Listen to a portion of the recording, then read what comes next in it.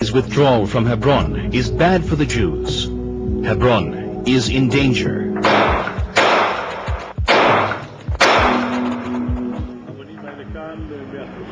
Those stones are from the Herodian period, some 2,000 years ago. What other people has such a monument?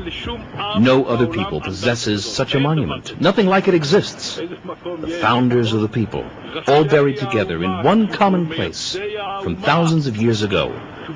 Here are our roots.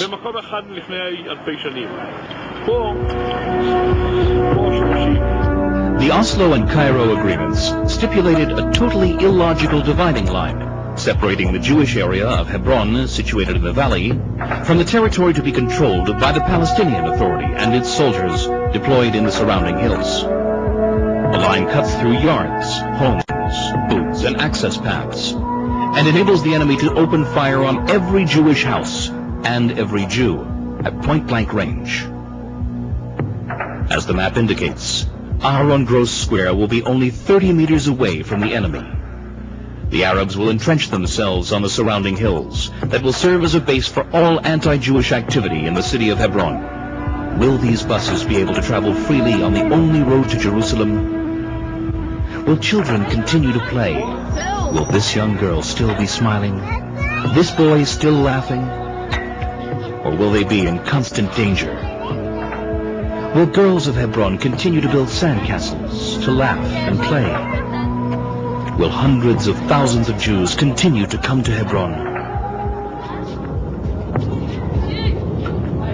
When children of Beit Hadassah play basketball at the foot of Har Sheikh Hill, exposed to gun or RPG fire from above, will the game go on? Will Jews keep coming to the cave of Machpelah?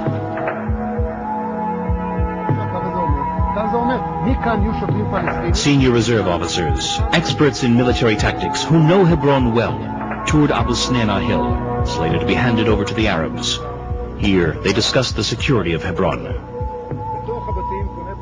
I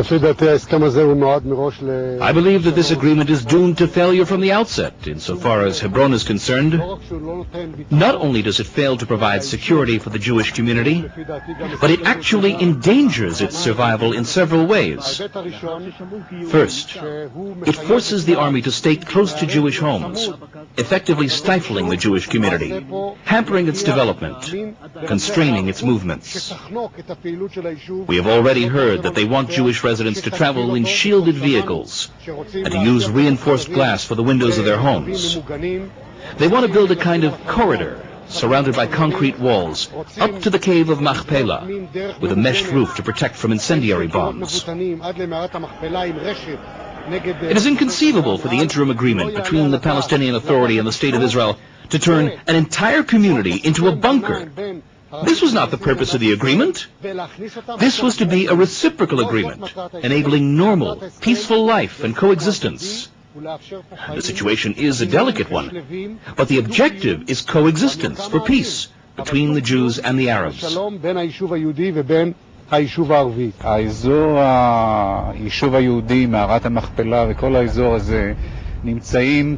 As you can see, the entire vicinity of the Jewish community of Hebron and the cave of Machpelah is situated on low ground, surrounded by hills. We are now standing on one of those hills that controls the entire area around us. The whole Jewish area will be vulnerable to attacks from all the high ground that the IDF evacuates.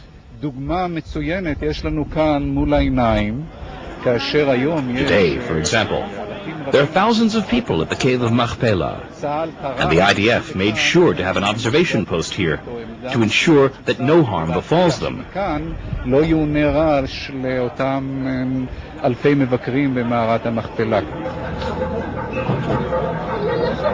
The IDF still holds Abu Snena Hill now, but soon it could be handed over to Arafat's terrorists or those of Hamas and Jibril, who are liable to perpetrate another slaughter of the Jews, as the Arabs did in 1929.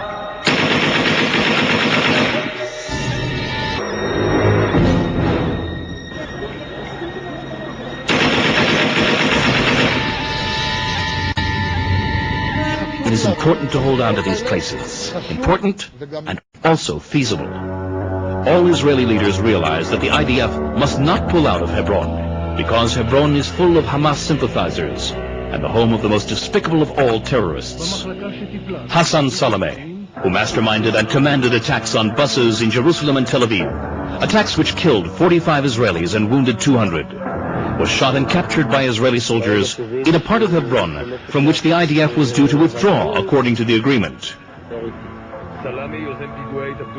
Had he not been caught, he might have had another bus blown up in Jerusalem or Tel Aviv.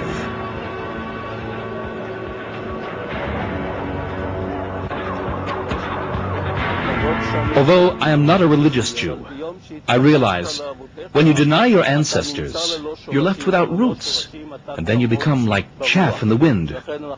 True, we're not talking about leaving Hebron, but only about an IDF redeployment. In my estimation, however, an IDF pullout from Hebron in the long run means abandoning Hebron, because it will be impossible to defend the Jewish community. Moreover, I would never want to be in a situation in which we cannot prevent attacks against Jews, but only pursue their murderers, heaven forfend, once the attack has already been perpetrated. Today, Hebron is the last barrier before Jerusalem. This must be emphasized, because if we leave the tombs of our ancestors, what will we be able to say when challenged about Jerusalem? The Jewish people and the Israel government identify with Hebron. A secure Hebron is good for the Jews.